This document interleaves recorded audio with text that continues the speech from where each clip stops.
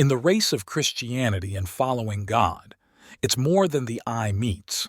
But most believers are stuck at the level of not seeing beyond the physical realm of reality.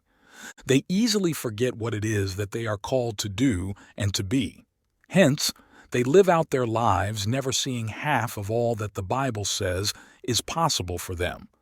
If you're a believer, there is an expectation to live a kind of life that is totally different from the natural one. In Matthew chapter 5, verse 14, Jesus said, "You are like light for the whole world. A city built on a hill cannot be hid." This is a call to responsibility. When light shines, it expels darkness. There is always a clear difference between light and the absence of it. Just as light made the difference in Genesis chapter 1, verses 3 and 4, so must it be the differentiation between the dark world and a believer. Light is good and it brings beauty, and that's what Jesus says we are. Jesus also calls us the salt of the world, and in the same verse makes a note of caution we'll soon be expounding on. In Matthew chapter 5, verse 13, he says, "You are like salt for the whole human race. But if salt loses its saltiness, there is no way to make it salty again. It has become worthless, so it is thrown out and people trample on it." In the same breath, Jesus reveals the goodness and essence of believers and the danger of losing it. That's what becomes fearful and an issue of concern. Why do we have believers today who have lost savor, yet are not bothered that something is amiss? Why do we have believers who are nonchalant towards the responsibility God expects of them? Why do believers backslide and have no remorse for it? Could it be that they are unaware?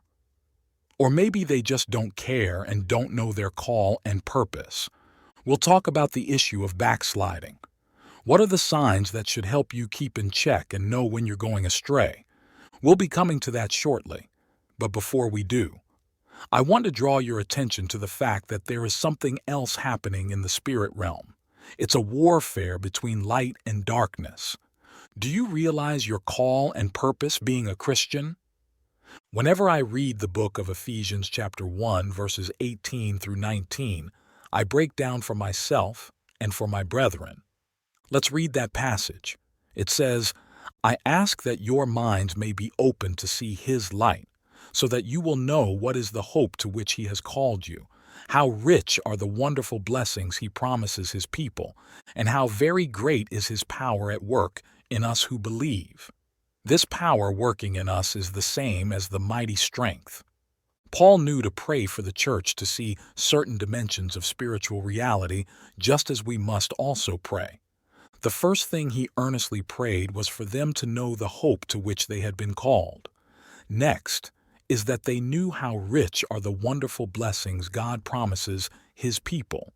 And finally, that they may know how very great is His power at work in all who believe. When I read this passage, it launches me into prayer. There is so much to be known that I do not yet know. As this was a prayer for the early church, it is still a very valid prayer for you and me. Are you growing in the knowledge of your call and purpose? If you're already feeling the unrest as you watch this video, then you're on the right track. This video is a call and awakening for every believer who may be asleep to wake up and take their place. To backslide is to lose a step and slip off. That may be dangerous if correction is not made early. But first, you need to be equipped so that you know where and when to make adjustments. So, here are 6 measures to evaluate your life with.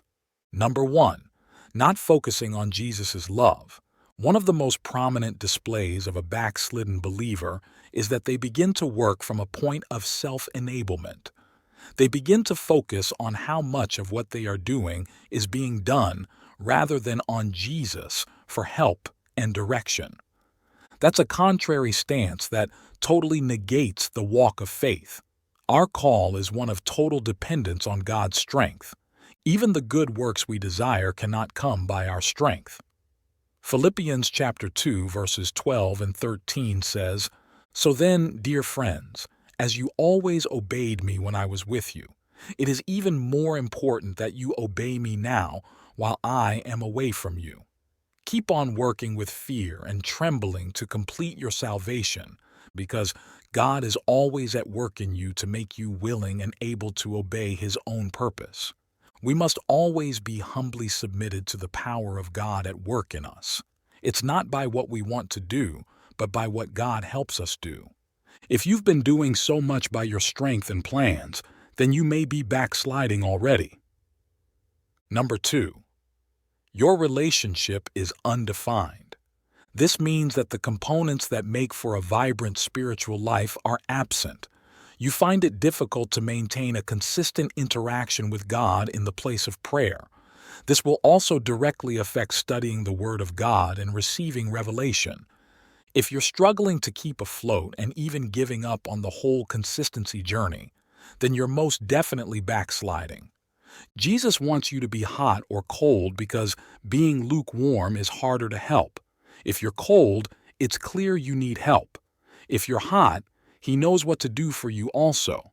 But when you're lukewarm, it's a state of confusion. It will work against you to a greater degree, and the enemy will have a swell time frustrating your faith walk. Number 3, you follow Jesus at a distance. This is the state of many believers. They only follow from a distance like Peter when Jesus was arrested. They don't want to be directly identified with Jesus. They don't want to be loud about things. They say, let's just do it on a low. The most important thing is, I'm a Christian. While you can do that, it's selfish and un-Christ-like. Because just as you came to know Christ through the lives of some serious Christians, that's the same way you're expected to spread the fire. So, when you're not able to boldly declare the name of Jesus and hoist the flag of the kingdom, something's wrong. When you distance yourself, it's easy to deny Jesus. It happened to Peter. In Matthew chapter 26, verse 58, Peter followed from a distance. No wonder he easily denied Jesus 3 times before the cock crowed. Wake up and follow Jesus as closely as you can. Number 4. Numbing yourself to spiritual things. Of course, when your spiritual antenna is not receiving signals in the place of prayers and studying the Word of God, you'll naturally grow cold to the things of the Spirit. You'll begin to find spiritual things like fasting and walking in righteousness cumbersome. You'll find yourself contemplating how to compromise and may easily do so because your spirit man is comatose. Spiritual things may begin to make less sense to you when you've backslidden. You'll begin to become the salt that lost its savor. Number 5. Distancing from other believers. Hebrews chapter 10 verse 25 says, "Let us not give up the habit of meeting together, as some are doing.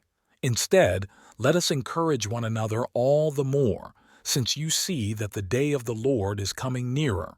No wolf who distances itself from the pack will effortlessly survive attacks, so also for a believer who wants to go solo. That's not the way of God and is contrary to the Christian walk, as we read in Hebrews chapter 10 verse 25. When you're distancing yourself from the gathering of believers, you're setting yourself up for greater failure. Because when you stay in the presence of God's people, there are spiritual interactions that happen. For instance, it was when the 120 prayed in one accord in the upper room that the Holy Spirit fell on all of them. There are benefits of being together with God's people. The psalmist says in 122 verse 1, "I was glad when they said unto me, let us go into the house of the Lord." So, when you begin to feel uneasy about going into the presence of God, there is a need for a quick retracing. Friend, these are important things you need to know to keep you walking stronger and better. If you've backslidden or done some stupid things that make you feel condemned and unworthy, it's not the will of God that you remain there. He wants you restored and not left outside for the enemy's destruction. You must quickly retrace your steps and ask God to restore your fire and walk with Him again. Please like and subscribe to the channel for more godly content like this.